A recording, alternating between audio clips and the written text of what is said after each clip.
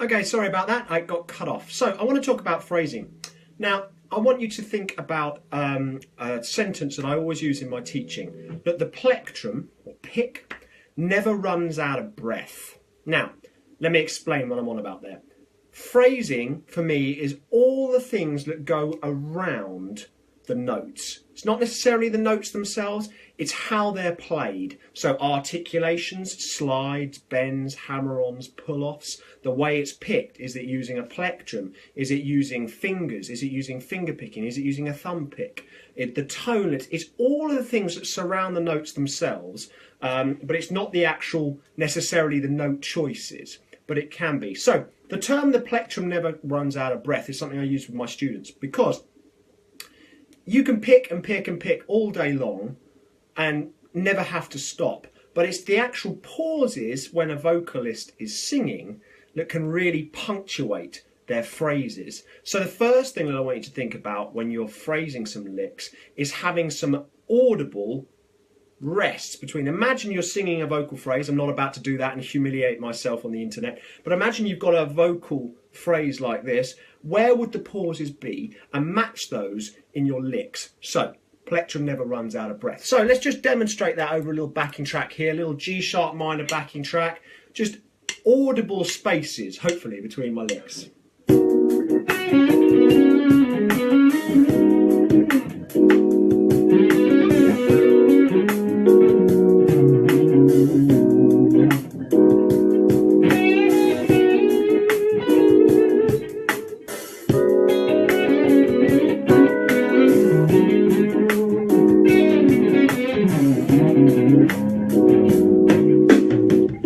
Example there where I'm really trying to punctuate my phrases by using space. Now, another little technique that I like to use when I'm talking about phrasing is to vary the rhythms that you're using. Yeah? So we can fall into the trap of having a lick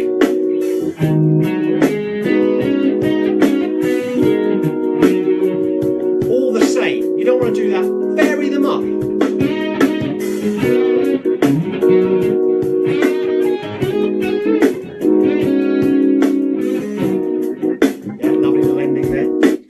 So far, adding spaces to your riffs and adding rhythmic variation. Yeah. Other things you might want to think about: what type of, how are you picking the notes? Are you using a plectrum? Are you using fingers? Are you using hybrid picking? If I play this simple blues lick over this little progression, very, very simple, nothing here, I want you to hear the difference between using a plectrum and fingers.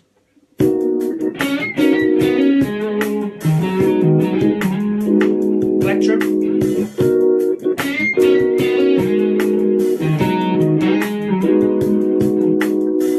Same lick, two different outcomes. Flesh is always going to have a thicker, warmer sound. So sometimes the combination of using plectrum and fingers can be really, really useful. So think about the fact that the plectrum never runs out of breath. You're going to have spaces between each of your licks, audible pauses. That's a really great way to punctuate your musical phrases.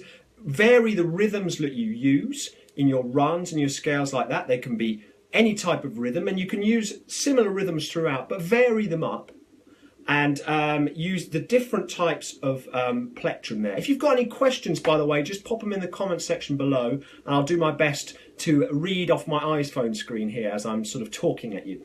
So other little concepts I like to use: call and response. Well, that most of you will probably be aware of that. It's where you start a phrase with one lick and then you respond with a variant.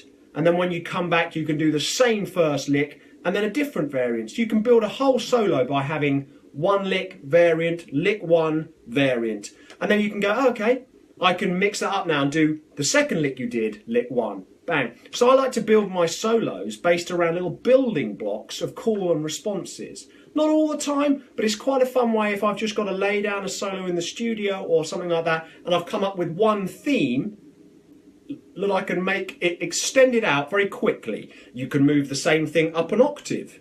You can do the same thing in different parts of the guitar. But if you're following the principles of phrasing the licks nicely, imagine how a vocalist might play a lick. Where would they pause? Where would they add a vibrato? Where do they need to punctuate a sentence? So all these things are going through my mind in terms of phrasing. Sometimes, you know, guitarists are obsessed with this word, but I'm always trying to emulate instruments that I think sound really, really nice. So here's an example of a sort of call and response lick if my backing track wants to load up.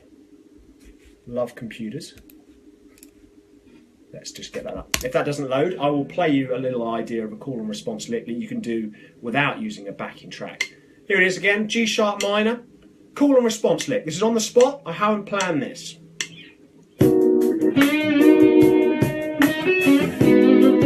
Call,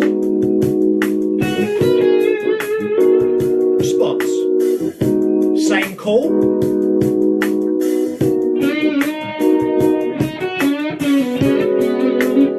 different response.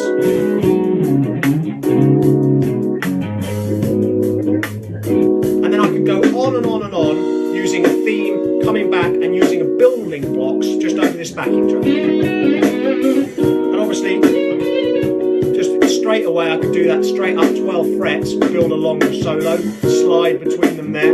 So those kind of building blocks when I'm working on my own phrasing. One thing that I really like to do is pick a melody from a song that you particularly enjoy. A vocalist that you love to listen to. There's millions out there. But someone who really captures your imagination in terms of the way they produce a sound. Because the best instrument on the planet is the human voice, because everyone's is unique. Now, listen to that vocalist and go, okay, instead of trying to do a big solo, work out the melody on the guitar, wherever you are. You know, work out that melody, pick a song, yeah? And then try and emulate the way they phrase and say a lick. So you'll notice that they'll add vibrato to punctuate phrases. Now, for me, the single best way to punctuate a phrase is to vibrato in certain places. And there is no real right and wrong place to add vibrato. But there are places that can add different things. You don't want to add vibrato to every note necessarily. That can sound ridiculous unless you're going for certain sounds. But if I play the same lick or a similar lick, again, these are on the spot here, I just wanted to talk about this phrase. Just a simple G sharp minor pentatonic lick with vibrato.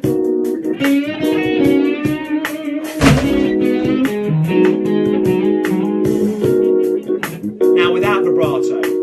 1, 2, 3, 4.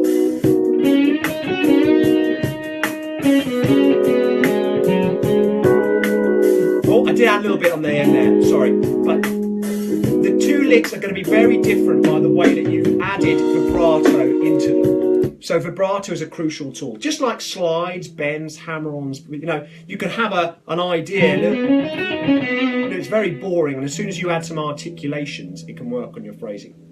So, once I said again, if there's any questions, please just drop them in the box below and I'll get back to you as quickly as I can. So a few things for you to think about today in your own phrasing, and it can be phrasing of anything, a lick, an idea, a chord phrase. It doesn't matter what it is, everything can be phrased with your own unique touch on the instrument. And that's the thing I love about talking about phrasing, is that everybody's phrasing can be slightly different. You know, another thing, as well as copying vocalists, is copy other guitarists, copy a sax player, copy any other instrument. You don't have to restrict yourself to having to learn phrasing licks from a guitar player. I love listening to sort of sax guys and violinists and other instruments and go, how can I steal bits from there? So a few things for you to think about today. The plectrum never runs out of breath. You know, try and add in audible pauses where you can between different phrases that you do there. Think about the articulations that you're adding to your solos. Are they adding to the actual note choices that you're picking, or are they detracting? Hammer-ons, bends, pull-offs, slides, vibrato. Where can you add vibrato to punctuate your phrases? Think about how you're picking the notes, plectrum, fingers. Think about the strings you're using, the tone you're using. All of this, if you get your tone and everything to your liking, you'll be more confident, and that comes through in your phrasing and your playing. It might sound silly, but often when you get your tone absolutely really, you know, nice, and I'm not saying you have to spend a fortune, just something sounding great that day, just going, yeah, that sounds really nice, your confidence comes through and usually your phrasing improves. So if you've got any questions, pop them in the box below. I love giving like little mini tips of something that I might be working on or teaching. But today, have a think about what it is you're playing behind the notes. Not the note choices that you're playing themselves, but how you are playing those and how they're being projected to your audience or even just in your practice room. I hope that's helped you out today, giving you some ideas on phrasing and some other ones. There's obviously loads of ideas. But yeah, that's all for today. Check you soon. Bye.